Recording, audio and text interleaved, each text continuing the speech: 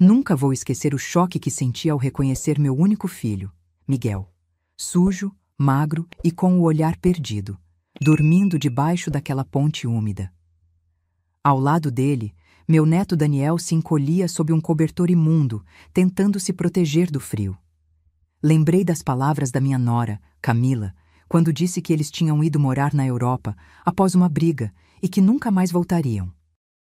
Por 3 longos anos, acreditei que estivessem levando uma vida confortável lá fora, enquanto, na verdade, sobreviviam nas ruas depois que ela os abandonou, levando todo o dinheiro da família.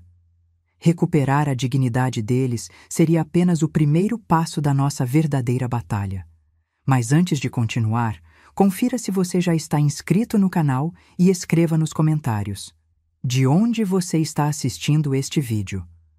Adoramos saber até onde nossas histórias estão chegando.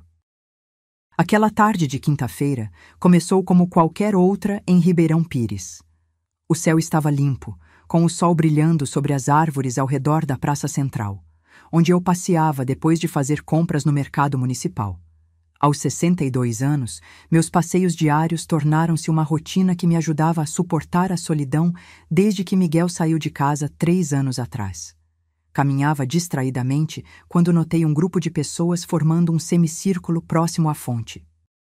Um homem tocava violão enquanto outros cantavam, criando um ambiente alegre que atraía curiosos e alguns turistas que fotografavam a cena. Aproximei-me lentamente, atraída pela música, quando meus olhos pousaram em um menino de aproximadamente 6 anos, sentado sozinho no banco mais afastado. Suas roupas estavam sujas e rasgadas. Os cabelos despenteados grudavam na testa suada. O que mais me chamou a atenção foi como ele segurava um carrinho de brinquedo quebrado, faltando 2 rodas, como se fosse seu tesouro mais precioso. Algo naquele menino despertou uma sensação estranha dentro de mim. Talvez fosse o jeito como seus olhos seguiam os músicos, com um misto de fascinação e tristeza. Uma senhora deixou cair um pacote de biscoitos ao passar.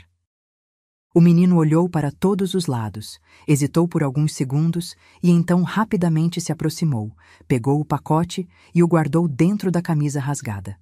Aquele gesto simples partiu meu coração. Sem pensar 2 vezes, caminhei até a lanchonete mais próxima e comprei um sanduíche, uma caixinha de suco e um chocolate. Voltei à praça, aproximei-me do garoto e me abaixei para ficar na altura dele. "Oi, pequeno. Está com fome?" Perguntei com voz suave. O menino se assustou, abraçando o carrinho quebrado contra o peito, como se temesse que eu fosse tomá-lo. Seus olhos grandes e escuros fixaram-se nos meus com desconfiança. "Tudo bem, não vou machucar você", continuei, oferecendo o lanche. "Pode pegar, é seu." Ele hesitou, olhando ao redor, como se procurasse alguém que lhe desse permissão. Finalmente, com a mão trêmula, pegou o sanduíche e começou a comer rapidamente. Foi quando notei.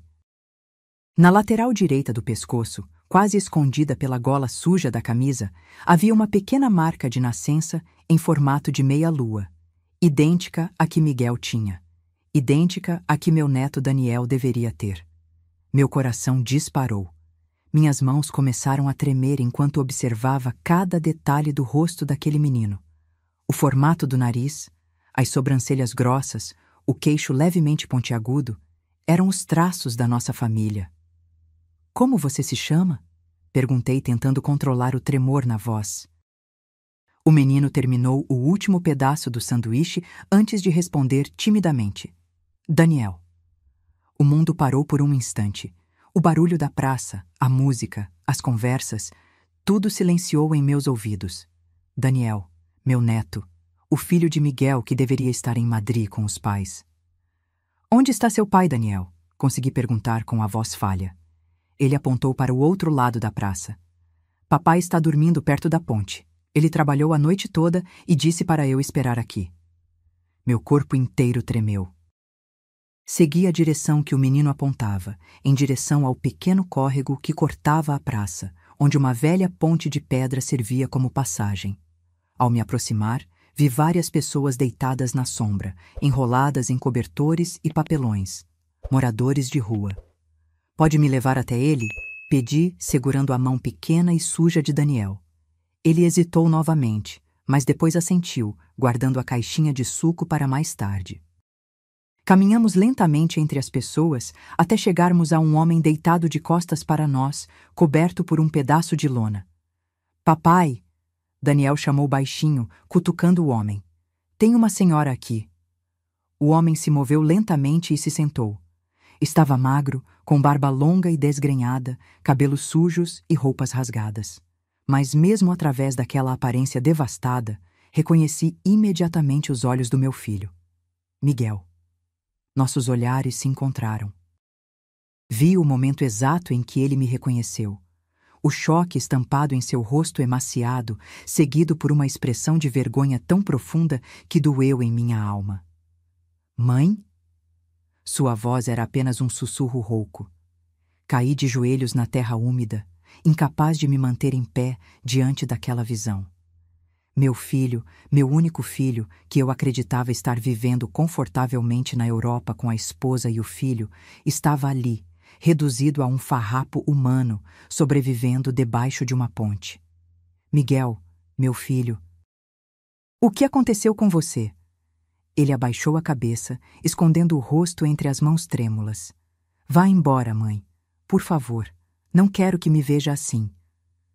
Daniel olhava confuso de um para o outro. Vovó? Ele perguntou com a voz inocente. É a vovó que você me mostrou na foto? Naquele momento, algo se quebrou dentro de mim. Como Miguel havia guardado uma foto minha todos esses anos, como ele tinha contado sobre mim para Daniel, e principalmente como tudo tinha chegado àquele ponto. Sim, querido. Eu sou sua avó, respondi, enquanto lágrimas escorriam pelo meu rosto. Virei-me para Miguel, com determinação surgindo entre o choque inicial. Filho, venha comigo. Você e Daniel vão para casa agora. Não posso, mãe, ele murmurou.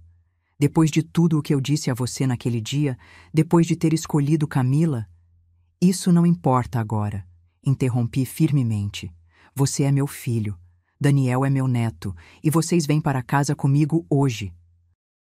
Olhando para o céu que começava a escurecer, prometi a mim mesma que, não importava o que tivesse acontecido, eu não os deixaria passar mais uma noite naquele lugar. A caminhada até minha casa foi silenciosa e desconfortável. Miguel carregava uma pequena sacola com seus poucos pertences, enquanto eu segurava Daniel pela mão. Percebi como as pessoas nos olhavam na rua. Uma senhora de cabelos grisalhos, acompanhada de um homem maltrapilho e um menino sujo. Não me importei. Naquele momento, só conseguia pensar em como alimentá-los e dar-lhes um banho quente. Quando chegamos à porta da minha pequena casa no bairro Vila Helena, Miguel parou. Mãe, eu não mereço isso, ele disse com a voz embargada. Depois de tudo o que eu fiz...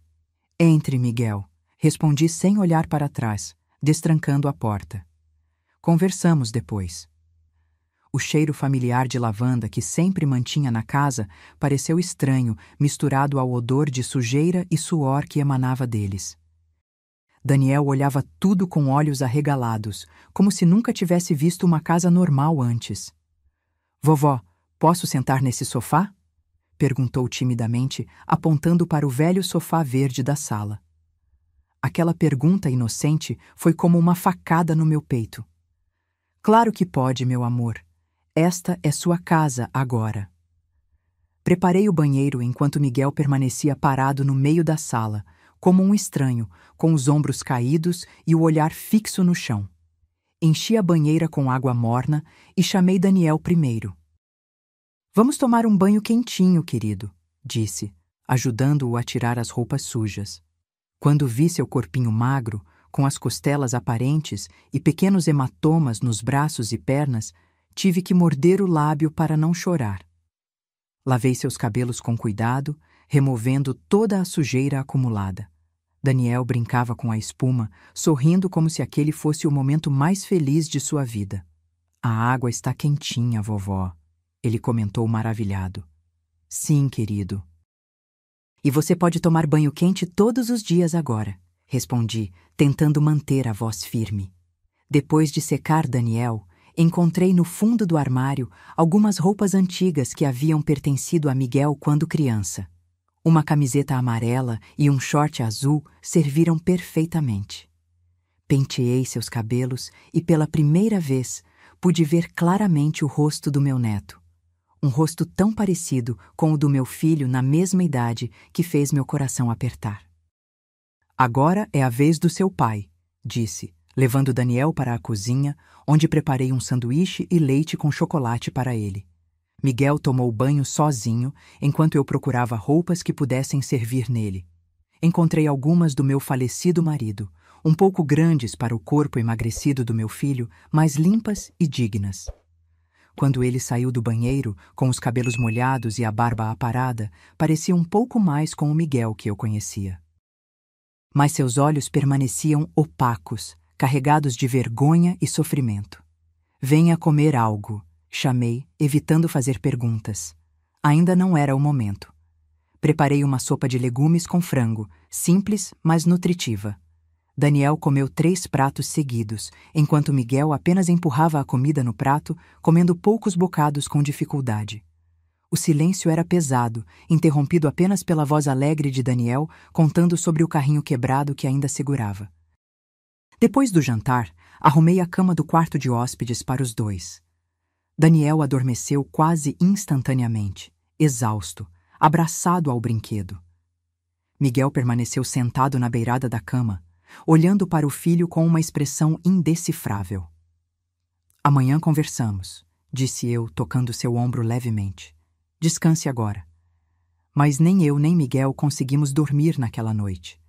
Por volta das 2 da manhã, encontrei-o sentado na varanda dos fundos, olhando para as estrelas. Sentei-me ao lado dele com 2 xícaras de chá. Obrigado, mãe. Ele murmurou, aceitando a bebida quente. Por tudo. Ficamos em silêncio por alguns minutos, apenas ouvindo os grilos e o vento suave nas árvores. Finalmente respirei fundo e perguntei. O que aconteceu, Miguel?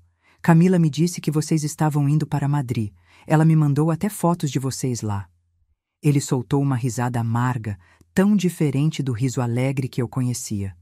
Madrid. Nunca saímos do Brasil, mãe. Tudo foi uma mentira. Miguel respirou fundo, como se reunisse coragem para continuar. Suas mãos tremiam enquanto segurava a xícara de chá. Naquele dia, quando brigamos, eu estava cego. Camila me convenceu que você tentava controlar nossa vida, que não aprovava nada do que fazíamos. Ela dizia que para sermos felizes, precisávamos cortar relações com você. Lembrei-me daquele dia terrível. Miguel gritando acusações que eu nunca entendi, Camila chorando como se fosse a maior vítima do mundo, e eu, paralisada, vendo meu filho partir com palavras duras que ainda ecoavam em minha mente. Não preciso mais de você na minha vida. Ela já tinha tudo planejado, continuou ele, com a voz embargada. Disse que conhecia pessoas em Madrid que poderiam me arranjar um emprego muito melhor do que eu tinha aqui. Convenceu-me a vender o carro, sacar todas as economias, até pedir demissão do emprego. Meu coração apertou. Miguel era gerente em uma empresa de logística, tinha uma carreira promissora. Ela dizia que precisávamos do dinheiro para os primeiros meses lá, até eu começar a trabalhar. Eu acreditei em tudo, mãe. Fui um idiota completo. Suas mãos apertaram a xícara com força. Transferi todo o dinheiro para a conta dela, porque ela disse que tinha contatos que facilitariam o processo do visto. Assinei procurações, autorizações. Nem li direito os documentos. Miguel fez uma pausa, respirando com dificuldade.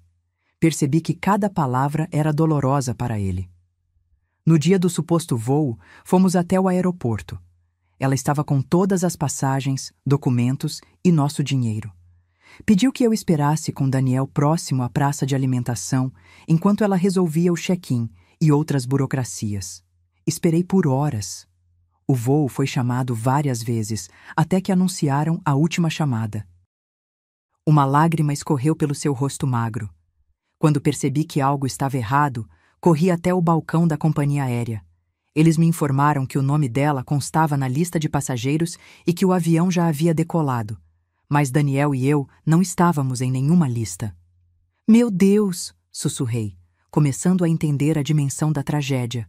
No dia seguinte, ela me ligou de um número desconhecido. Estava rindo, mãe. Rindo da minha estupidez. Disse que eu merecia aquilo por ter confiado nela e duvidado da minha própria mãe. Que o dinheiro mal cobria o que ela merecia depois de anos comigo e que eu deveria agradecer por ela ter deixado Daniel, porque inicialmente pretendia levar nosso filho também. Senti um calafrio percorrer minha espinha. A ideia de Daniel também ter sido levado era aterrorizante. Descobri depois que ela havia entrado com pedido de divórcio semanas antes, alegando abandono de lar. Como eu havia assinado aqueles papéis sem ler, perdi praticamente tudo. Nossa casa, nossas economias. Tentei procurar ajuda legal, mas sem dinheiro para um advogado e sem documentos, não consegui nada. Por que não me procurou, filho? Perguntei com a voz embargada. Miguel abaixou a cabeça, com os ombros caídos em derrota. Vergonha, culpa, medo. Depois de tudo o que eu havia dito a você, como poderia voltar pedindo ajuda? Além disso, Camila convenceu meus amigos de que eu era violento, que a maltratava. Ninguém acreditou em mim. Então, você e Daniel? No início, consegui alugar um quartinho com o pouco dinheiro que ainda tinha. Procurava trabalho todos os dias, mas sem referências e com um processo de abandono de lar nas costas, ninguém me contratava. O dinheiro acabou em poucas semanas. Miguel enxugou as lágrimas com as costas das mãos. Tentei de tudo, mãe.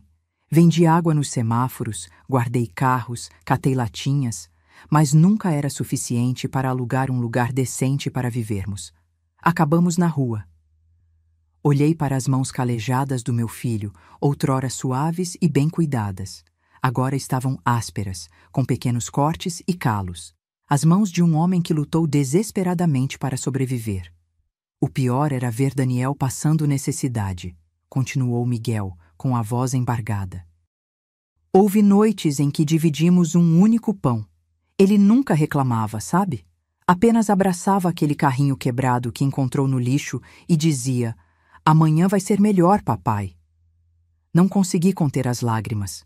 Pensar no meu neto, uma criança inocente, passando fome e frio nas ruas, enquanto eu vivia confortavelmente a poucos quilômetros de distância, era insuportável.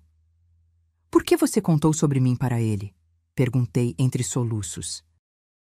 Miguel sorriu levemente, o primeiro sorriso genuíno daquela noite. Todas as noites, antes de dormir, eu mostrava a única foto sua que tinha guardado na carteira.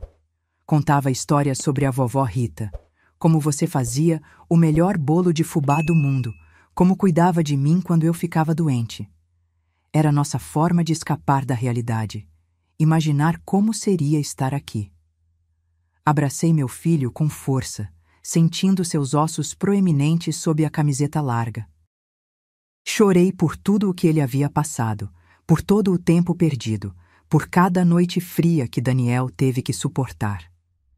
"Está tudo bem agora", sussurrei, acariciando seus cabelos como fazia quando ele era pequeno. "Vocês estão em casa, e eu vou cuidar de vocês." Quando o sol começou a nascer, tingindo o céu de tons alaranjados, uma certeza havia se formado em meu coração. Nada nem ninguém machucaria novamente a minha família.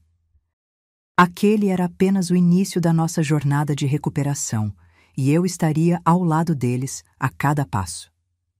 As primeiras semanas foram difíceis. Miguel precisava readaptar-se à vida em uma casa, a ter uma cama para dormir, comida na mesa e água quente para banho.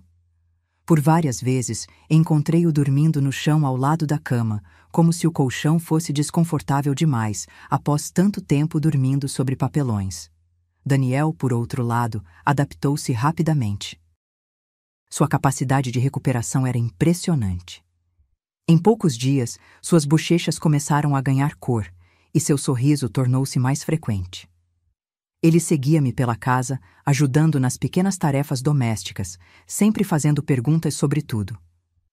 "Vovó, posso comer outra fatia de bolo?" perguntava com os olhos brilhantes durante o lanche da tarde. "Claro que pode, meu amor. Pode comer quantas quiser.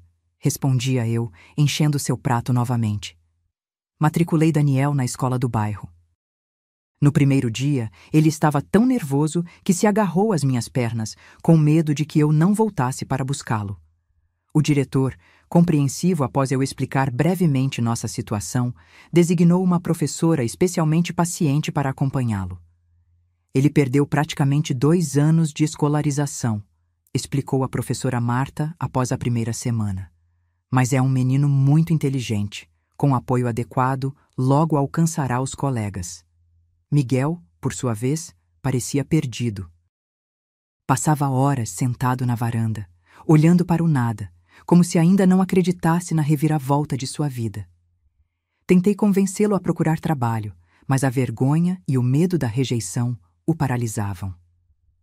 "Ninguém vai me contratar, mãe", dizia ele com amargura. "Olha para mim, pareço um mendigo." "Você não é um mendigo", respondi firmemente. "É meu filho, um homem trabalhador que passou por dificuldades, mas que vai se reerguer." Aos poucos, comecei a envolvê-lo nas tarefas da casa. Minha pequena oficina de costura nos fundos do quintal, onde eu fazia pequenos concertos para complementar minha aposentadoria, tornou-se nosso ponto de encontro. Miguel começou a me ajudar com tarefas simples: cortar tecidos, separar botões, organizar as encomendas. Um dia, enquanto eu lutava com uma encomenda urgente de 20 uniformes escolares, meus olhos já cansados, mal conseguindo enfiar a linha na agulha, Miguel se aproximou. "Deixa eu tentar, mãe", ofereceu-se. "Seus olhos estão cansados." Observei surpresa enquanto ele, com precisão e paciência, completava a costura que eu havia começado. Suas mãos, antes hesitantes, moviam-se com surpreendente habilidade. "Onde aprendeu a costurar assim?" perguntei admirada. Miguel deu de ombros. "Nas ruas, aprendi a consertar nossas roupas. Não podia deixar Daniel com os joelhos de fora no inverno." Algo se acendeu em minha mente. "Miguel, você conseguiria fazer uma calça jeans a partir de um modelo?" Ele pensou por um momento. "Acho que sim. Posso tentar." Nos dias seguintes, Miguel dedicou-se a aprender mais sobre costura. Observava-me atentamente, fazia perguntas, estudava os moldes antigos que eu guardava. Para minha surpresa, ele tinha um talento natural. Suas mãos, que haviam enfrentado trabalhos pesados para sobreviver, agora criavam com delicadeza. A primeira peça que ele fez sozinho foi um short para Daniel. Não era perfeito, mas o sorriso orgulhoso no rosto do meu filho quando viu o neto experimentando a roupa não tinha preço. "Ficou muito bom, papai!" exclamou Daniel, rodando para mostrar o short novo. Vi os olhos de Miguel brilharem pela primeira vez em muito tempo. Aquele pequeno momento de realização parecia ter despertado algo dentro dele. Nossa pequena oficina começou a crescer. As clientes, inicialmente desconfiadas do homem magro e silencioso que agora me ajudava, logo se impressionaram com a qualidade do seu trabalho. Miguel tinha um olhar para detalhes que eu, com minha visão já cansada pela idade, não conseguia mais ter. "Rita, esses ajustes estão perfeitos", comentou Dona Zulmira, uma cliente antiga, experimentando uma saia que Miguel havia ajustado.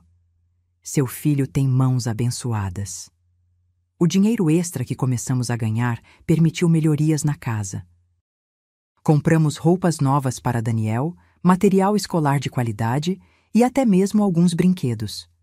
O carrinho quebrado, no entanto, continuava sendo seu favorito, agora guardado cuidadosamente em uma prateleira sobre sua cama.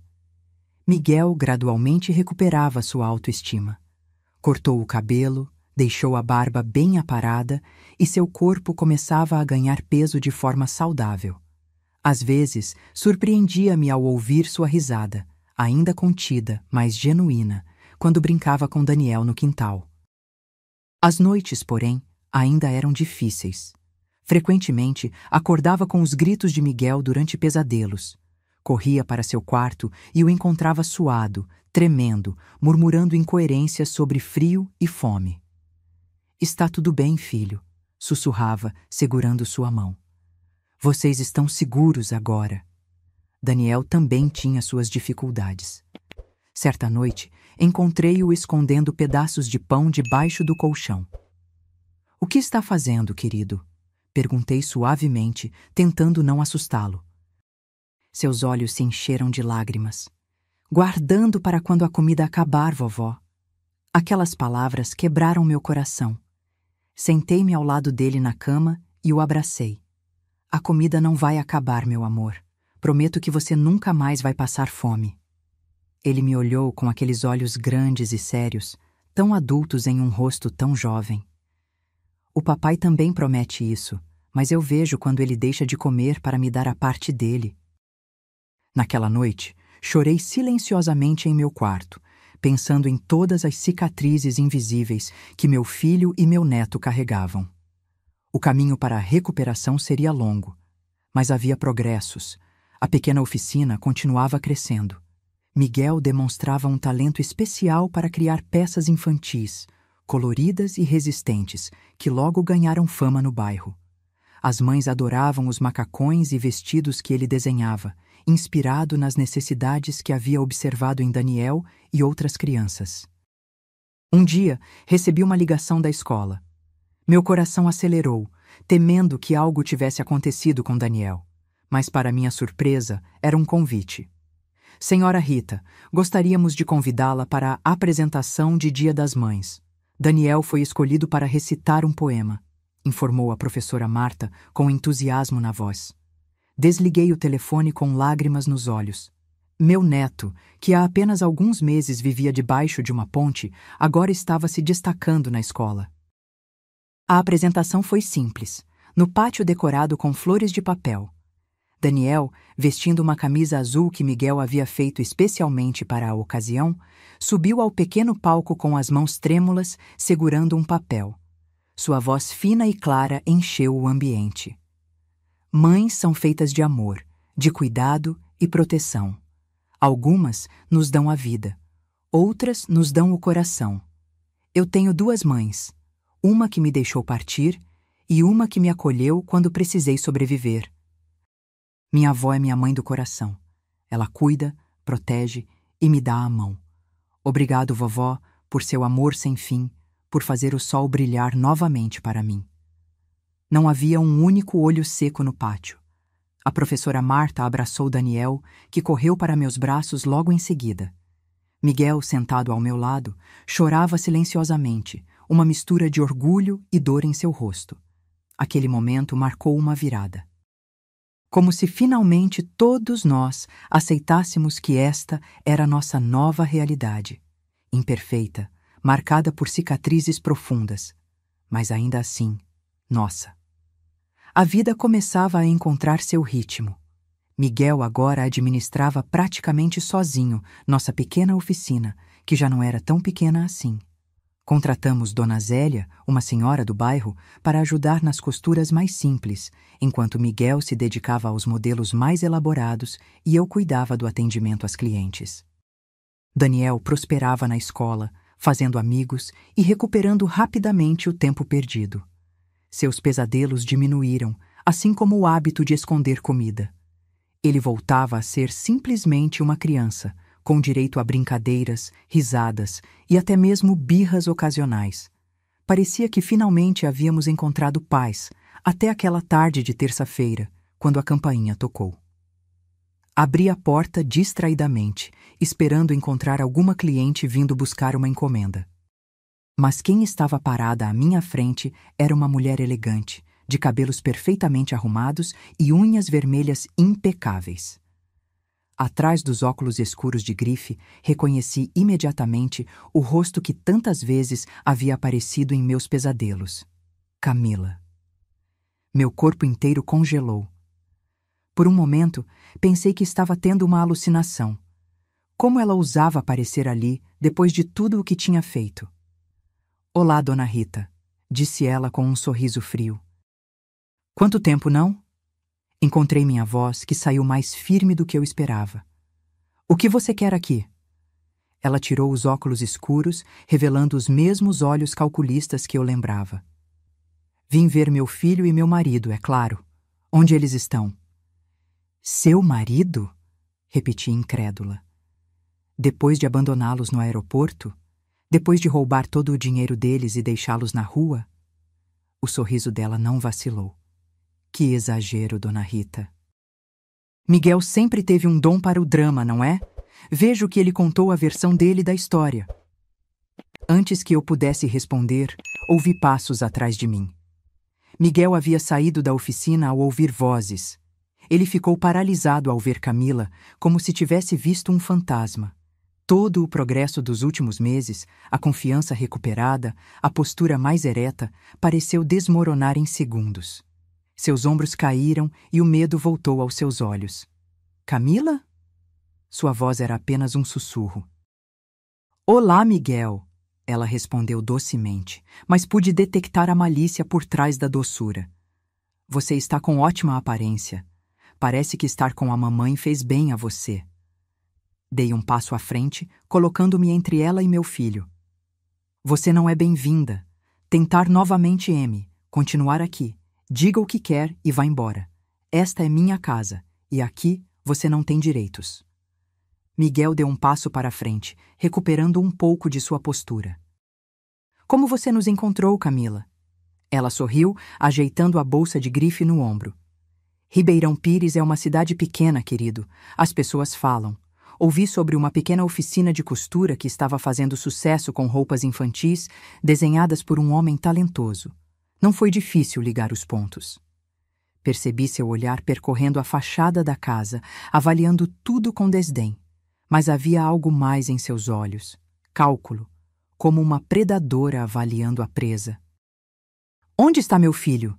Perguntou, tentando olhar por cima do meu ombro. Ele está na escola, respondi secamente. Lugar onde crianças devem estar. Coisa que você não pareceu se importar quando o abandonou. Camila suspirou teatralmente. Que drama, Dona Rita. Eu nunca abandonei ninguém. Tive que sair do país para resolver problemas urgentes. Demorei mais do que esperava para voltar, mas agora estou aqui, para recuperar minha família. Miguel soltou uma risada amarga que me surpreendeu. Família? Que família, Camila? A que você deixou no aeroporto? A que passou fome nas ruas por 3 anos? São mentiras, Miguel, ela disse, com falsa indignação. Deixei dinheiro suficiente para vocês. Se você gastou tudo, não é minha culpa. Além disso, por que não procurou ajuda? Sua mãe estava aqui o tempo todo. Aquelas palavras eram como facas, calculadas para atingir as inseguranças de Miguel, para fazê-lo duvidar de si mesmo novamente. Vi seu rosto empalidecer e, por um momento, temi que ele acreditasse nela outra vez. Mas, para minha surpresa, Miguel permaneceu firme. Chega de mentiras, Camila. Vá embora. Não temos nada para você aqui. Ela mudou de estratégia, seus olhos subitamente enchendo-se de lágrimas. Como pode falar assim comigo? Sou a mãe do seu filho. Daniel precisa de mim. Daniel tem tudo o que precisa, respondi, mantendo-me entre ela e Miguel. Agora, se não se retirar voluntariamente, terei que chamar a polícia. Seu rosto mudou instantaneamente. O choro falso cessou e a máscara de doçura caiu, revelando a frieza calculista por trás dela. Muito bem, disse ela, colocando os óculos escuros novamente. Tentei ser civilizada, mas já que preferem assim, façamos do jeito difícil. Tenho direitos legais sobre meu filho e vou reivindicá-los. Quanto a você, Miguel, acho que esqueceu que ainda somos legalmente casados. Metade do que é seu é meu também, inclusive este negóciozinho de costura que parece estar dando certo. Miguel empalideceu ainda mais. Você não faria isso. Não me teste, querido. Aguarde meus advogados. Com isso, ela virou-se e caminhou até um carro prateado estacionado na frente da casa. Antes de entrar, lançou-nos um último olhar. Ah, e diga a Daniel que a mamãe mandou um beijo. Em breve estaremos juntos novamente. Enquanto o carro se afastava, senti Miguel tremer ao meu lado. Fechei a porta e o abracei.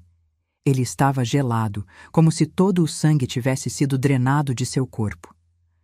Ela vai levar o Daniel, mãe, sussurrou ele, com a voz embargada pelo medo. Vai tomar tudo de novo. Não, filho, não vai, respondi com firmeza, embora sentisse o mesmo medo que ele. Não vamos permitir. Naquela tarde, não conseguimos trabalhar. Miguel ficou sentado na oficina, olhando para o nada, enquanto eu ligava para todos os meus conhecidos em busca de um advogado. Quando chegou a hora de buscar Daniel na escola, decidi ir pessoalmente, temendo que Camila pudesse tentar algo. Daniel correu para mim assim que me viu no portão, sua mochila balançando nas costas. Vovó, a professora disse que meu desenho vai para o mural da escola. Abracei-o com força, observando atentamente se havia algum carro suspeito por perto. Isso é maravilhoso, meu amor. Vamos para casa agora. No caminho, Daniel falava animadamente sobre seu dia, alheio à tempestade que se formava ao nosso redor. Em casa, encontramos Miguel na cozinha, tentando preparar o jantar, mas suas mãos tremiam tanto que mal conseguia segurar a faca para cortar os legumes. Papai! Daniel correu para abraçá-lo. Adivinha! Meu desenho da nossa família vai para o mural! Miguel forçou um sorriso, abaixando-se para abraçar o filho. Isso é ótimo, campeão. Estou orgulhoso de você. Naquela noite, depois que Daniel adormeceu, sentamos na cozinha com o Sr. Nogueira, um advogado aposentado que morava 2 ruas abaixo e havia concordado em nos ajudar. A situação é complicada, explicou ele, ajustando os óculos enquanto examinava os poucos documentos que Miguel havia conseguido recuperar.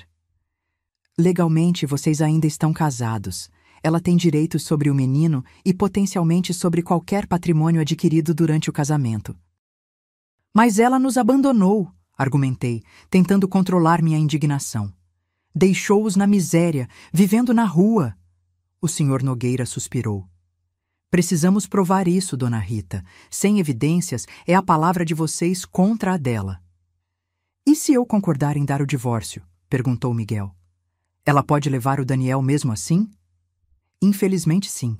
Como mãe biológica, ela tem direitos legais sobre a criança. Mas podemos lutar pela guarda baseados no abandono e no bem-estar atual do menino. E quanto à oficina? Perguntei, pensando no negócio que tanto havia ajudado na recuperação de Miguel. Se foi iniciado durante o casamento, tecnicamente ela pode reivindicar parte dele. Mas posso argumentar que o negócio é antigo, pertencente a você, Dona Rita, e que Miguel apenas ajuda. Passamos a noite inteira discutindo estratégias. O Sr. Nogueira concordou em nos representar, cobrando apenas o suficiente para cobrir as custas do processo. Antes de sair, ele nos deu um conselho final. Documentem tudo. A rotina de Daniel na escola, seu progresso, os cuidados médicos, as atividades familiares. Quanto mais evidências tivermos de que o menino está bem e estável, melhor será a nossa posição. Nos dias seguintes, vivemos em constante ansiedade.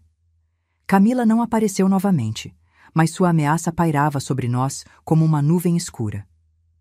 Seguindo o conselho do Sr. Nogueira, comecei a documentar tudo. Fotografava Daniel indo para uma escola, fazendo lição de casa, brincando no quintal. Guardava seus boletins escolares, bilhetes da professora, desenhos. Miguel afundou-se no trabalho da oficina, como se costurar incessantemente pudesse afastar seus medos. Apenas quando estava com Daniel, ele conseguia relaxar um pouco, brincando e rindo como se nada estivesse errado. Uma semana depois, recebemos a primeira notificação judicial. Camila estava solicitando visitas supervisionadas com Daniel. O Senhor Nogueira nos aconselhou a não resistir a esse primeiro pedido. Se negarmos, pareceremos irrazoáveis. Melhor aceitar, mas sob condições controladas. No sábado designado, Daniel estava nervoso. Havíamos explicado, da maneira mais suave possível, que sua mãe queria vê-lo. Mas por que ela voltou agora? Perguntou ele, confuso. Ela não gostava mais de mim. Miguel ajoelhou-se diante dele, com os olhos marejados. Não é verdade, filho. Sua mãe, ela teve problemas. Mas isso não significa que não goste de você. Mesmo após tudo o que Camila havia feito, Miguel ainda tentava proteger Daniel de verdades dolorosas. Seu coração de pai não permitia que ele envenenasse a imagem da mãe para o filho. A visita aconteceu em uma sala neutra no fórum da cidade, supervisionada por uma assistente social. Ficamos no corredor, Miguel andando nervosamente de um lado para o outro, enquanto eu tentava acalmá-lo. Quando Daniel saiu, 1 hora depois, seu rosto estava confuso.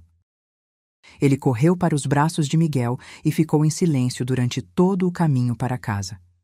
Só à noite, enquanto eu o ajudava a tomar banho, ele falou: Vovó, a mamãe disse que vai me levar para morar em uma casa grande, com piscina e muitos brinquedos.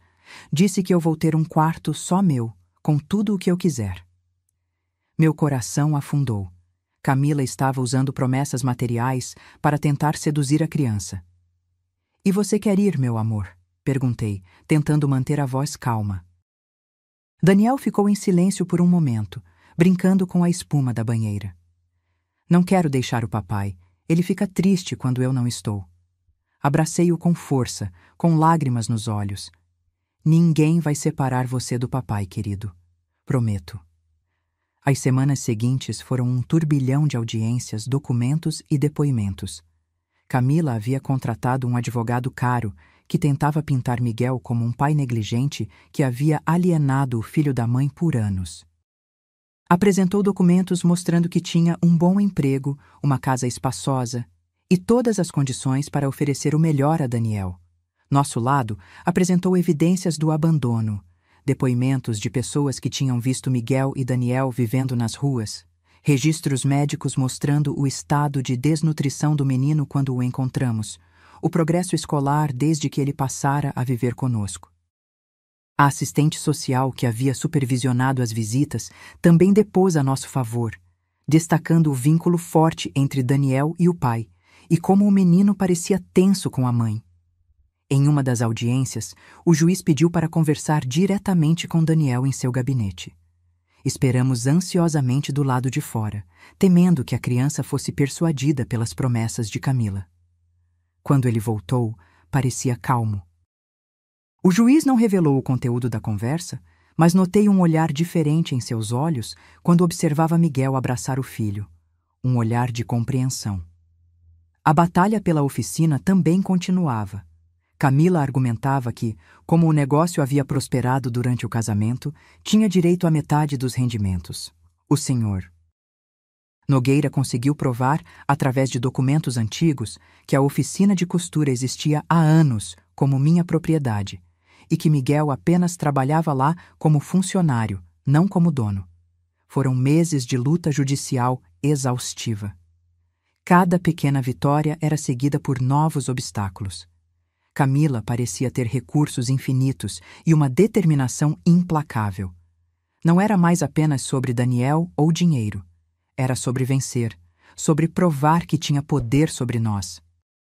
O pior momento veio quando ela solicitou a guarda temporária de Daniel, alegando que estávamos alienando o menino contra ela. O juiz felizmente negou o pedido, mas o susto foi tão grande que Miguel passou noites sem dormir, temendo que a qualquer momento pudessem tirar seu filho dele. Daniel, sempre sensível, percebia a tensão. Começou a ter pesadelos novamente, a se agarrar a Miguel quando ia para a escola, temendo não encontrá-lo na volta. A professora nos chamou, preocupada com sua distração nas aulas e seu isolamento dos colegas. É muito para uma criança suportar, comentou ela, com genuína preocupação. Ele precisa de estabilidade. Foi nesse momento crítico que algo inesperado aconteceu. Um dos clientes da oficina, dono de uma pequena loja de roupas no centro da cidade, ofereceu a Miguel a oportunidade de expor suas criações infantis em uma seção especial da loja. Seu trabalho é único, disse ele, examinando um macacão colorido que Miguel havia desenhado. Tem personalidade, funcionalidade e qualidade. Não vejo isso nas roupas industrializadas. Miguel hesitou, inseguro se poderia assumir esse compromisso em meio ao caos judicial. Mas eu o incentivei. É uma chance de mostrar ao juiz que você tem meios próprios, que construiu algo por seu esforço, argumentei. Além disso, o trabalho vai ajudar a manter sua mente ocupada. Ele aceitou. Nos dias seguintes, dedicou-se com intensidade renovada à criação de uma pequena coleção para a loja. Daniel o ajudava, dando opiniões sobre cores e estampas, testando o conforto das peças.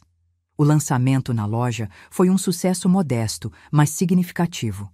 O dono da loja estava encantado com a reação dos clientes e imediatamente encomendou mais peças. Miguel voltou para casa naquela noite com um brilho nos olhos que eu não via há muito tempo.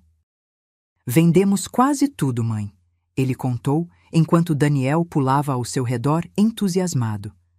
E o melhor, as pessoas estão perguntando quem criou as roupas, querendo conhecer a história por trás delas. Aquela noite foi um respiro em meio à tempestade. Jantamos juntos, rindo e planejando novas peças, como se não houvesse um processo judicial ameaçando nosso futuro. O Sr. Nogueira viu nesse sucesso uma oportunidade. Na audiência seguinte, ele apresentou ao juiz os registros das vendas, reportagens em jornais locais sobre o estilista revelação e depoimentos de clientes satisfeitos. Meu cliente não apenas reconstruiu sua vida após um período de extrema dificuldade, mas criou um negócio próspero através do seu talento e trabalho árduo, argumentou ele. Ele oferece ao filho não apenas estabilidade financeira, mas também um exemplo de superação e dignidade. Vi Camila estremecer de raiva do outro lado da sala. Seu plano de pintar Miguel como um fracassado desmoronava diante das evidências de seu sucesso. A decisão final do juiz chegou em uma tarde chuvosa de sexta-feira. Sentamos os três na sala de espera do fórum. Eu, Miguel e o Sr. Nogueira. Daniel estava na escola. Havíamos decidido poupá-lo daquele momento de tensão. Quando nosso nome foi chamado, entramos na sala com o coração acelerado. O juiz, um homem de meia idade com expressão grave, folheou os documentos em silêncio por alguns minutos que pareceram horas. Finalmente, ele ergueu os olhos e proferiu sua decisão. Após cuidadosa análise de todas as evidências apresentadas, este tribunal decide conceder a guarda principal de Daniel Vargas ao pai, Sr. Miguel Vargas, com direitos de visita supervisionada à mãe, Sra. Camila Santos, 2 vezes por mês. Senti as pernas de Miguel fraquejarem ao meu lado. Segurei seu braço para apoiá-lo, enquanto lágrimas silenciosas escorriam por seu rosto. O juiz continuou. Quanto à questão dos bens, o tribunal reconhece a oficina de costura Rita como propriedade exclusiva da Sra. Rita Vargas, estabelecida anteriormente ao casamento. O desenvolvimento do negócio de criação de roupas infantis pelo Sr. Miguel Vargas é considerado fruto de seu trabalho individual durante o período em que estava efetivamente separado, ainda que não legalmente divorciado. Do outro lado da sala, Camila levantou-se abruptamente. Isso é um absurdo! Vou recorrer! O juiz a encarou com firmeza. A senhora tem esse direito, mas devo alertar que, considerando as evidências de abandono apresentadas, qualquer novo processo poderia resultar na revisão completa de seus direitos parentais. Esta corte priorizou o melhor interesse da criança, mantendo algum vínculo com a mãe, apesar das circunstâncias. Camila saiu da sala batendo a porta. Seu advogado nos lançou um olhar de desculpas antes de segui-la. Quando chegamos em casa, Miguel correu para buscar Daniel na escola. Eu fiquei na cozinha, preparando um bolo de fubá, o favorito de Miguel desde a infância, para celebrarmos aquela vitória que parecia impossível meses atrás. Ouvi risos no quintal e espiei pela janela. Miguel girava Daniel no ar, ambos rindo como não os via rir há muito tempo. Meu filho parecia ter tirado um peso enorme das costas. Ele estava de volta, não completamente, talvez nunca estaria exatamente como antes, mas estava ali, vivo, forte, olhando para o futuro com esperança. Naquela noite, enquanto Daniel dormia profundamente em seu quarto, Miguel e eu sentamos na varanda, observando as estrelas. Obrigado, mãe, ele disse, segurando minha mão. Por tudo. Por nos encontrar naquele dia. Por nos trazer para casa. Por nunca desistir. Sorri, com o coração cheio de gratidão. Somos uma família, Miguel. Sempre seremos. Tá. 2 anos se passaram desde aquele dia chuvoso no fórum. Nossa vida encontrou um novo equilíbrio. A pequena seção na loja do centro evoluiu para uma boutique própria, especializada em roupas infantis desenhadas por Miguel. Petit Daniel, como ele chamou, tornou-se um sucesso local, com pedidos chegando até de cidades vizinhas. Daniel, agora com 8 anos, crescia saudável e feliz. Os traumas dos anos difíceis ainda apareciam ocasionalmente, como quando guardava comida em seu armário após um filme sobre pobreza que assistiu na escola, mas eram cada vez mais raros. Ele se destacava nos estudos e havia descoberto um talento para desenho, ajudando o pai a criar estampas para as roupas. Camila cumpriu sua ameaça de recorrer, mas desistiu quando seu advogado a aconselhou sobre as poucas chances de sucesso. Ela continuava com as visitas supervisionadas, embora frequentemente cancelasse ou aparecesse apenas por alguns minutos. Daniel já não demonstrava ansiedade antes dessas visitas. Elas haviam se tornado apenas uma rotina em sua vida. Miguel havia se transformado. O homem assustado e inseguro que encontrei debaixo da ponte deu lugar a um empreendedor respeitado, que dava palestras sobre superação em escolas e organizações comunitárias. Seu exemplo inspirava outras pessoas que passavam por dificuldades semelhantes. Ele também encontrou tempo para o amor novamente. Luísa, uma jovem professora que conheceu em uma reunião escolar de Daniel, trouxe um novo brilho aos seus olhos. Ela entendia seus traumas, respeitava seu espaço e, o mais importante, adorava Daniel. Quanto a mim, aos 64 anos, encontrei uma nova função. Além de avó coruja, tornei-me a contadora de histórias da família. Em noites especiais, sentávamos todos na varanda, eu, Miguel, Daniel e às vezes Luísa, e eu contava a história do nosso reencontro debaixo da ponte, da luta para ficarmos juntos, da nossa vitória contra todas as probabilidades. Daniel sempre pedia a mesma parte da história. Conta de novo como você me reconheceu, vovó. E eu sorria, relembrando aquele momento que mudou nossas vidas. Foi a marquinha de lua no seu pescoço, meu amor. A mesma que seu pai tem. A mesma que meu pai tinha. Quando vi aquela marca, soube imediatamente que você era meu neto, mesmo depois de tanto tempo. Ele tocava a pequena marca com orgulho, como se fosse um selo mágico que o ligava à nossa história familiar. Nem tudo foi perfeito, é claro. A vida nunca é. Miguel ainda tinha pesadelos ocasionais. Daniel ainda perguntava sobre por que sua mãe não o amava o suficiente para ficar. Eu ainda me perguntava se poderia ter evitado todo aquele sofrimento se tivesse sido mais insistente, se tivesse procurado meu filho antes. Mas aprendemos a aceitar as cicatrizes como parte da nossa jornada. Elas nos lembravam não apenas da dor, mas também da nossa capacidade de sobreviver, de reconstruir, de amar novamente. Numa tarde de domingo, enquanto preparávamos um churrasco no quintal, Daniel apareceu correndo com o velho carrinho quebrado em mãos, aquele mesmo que segurava tão firmemente no dia em que nos encontramos. Vovó, olha o que eu achei guardado na minha caixa de memórias. Miguel olhou para o brinquedo com emoção nos olhos. Você ainda tem isso, filho? Daniel assentiu, segurando o carrinho com carinho. É meu tesouro. Me lembra de onde viemos e de como estamos agora. Naquele simples momento, entendi que havíamos dado a Daniel algo mais valioso do que conforto material ou estabilidade. Havíamos dado a ele raízes e asas, a compreensão de sua história e a liberdade para construir seu próprio futuro. Nossa família, forjada no sofrimento e na superação, nunca seria perfeita. Teríamos sempre as marcas do passado. Mas estávamos juntos, e isso era tudo o que importava. Quando olho para trás, para aquela tarde na praça, quando reconheci meu neto pela pequena marca de lua no pescoço, agradeço ao destino por ter me levado até lá. Por ter me dado a chance de encontrá-los, de trazê-los para casa, de reconstruirmos juntos nossas vidas despedaçadas. Porque é isso que as famílias fazem. Elas se quebram, se perdem, mas também se encontram novamente. E quando isso acontece, As rachaduras não desaparecem. Elas apenas se transformam em parte da beleza da nossa história. Agora, se você gostou dessa história, clica em se inscrever e me diz nos comentários qual parte te deixou de queixo caído. Ah, e não esqueça de se tornar membro para ter acesso a vídeos exclusivos que não posto aqui.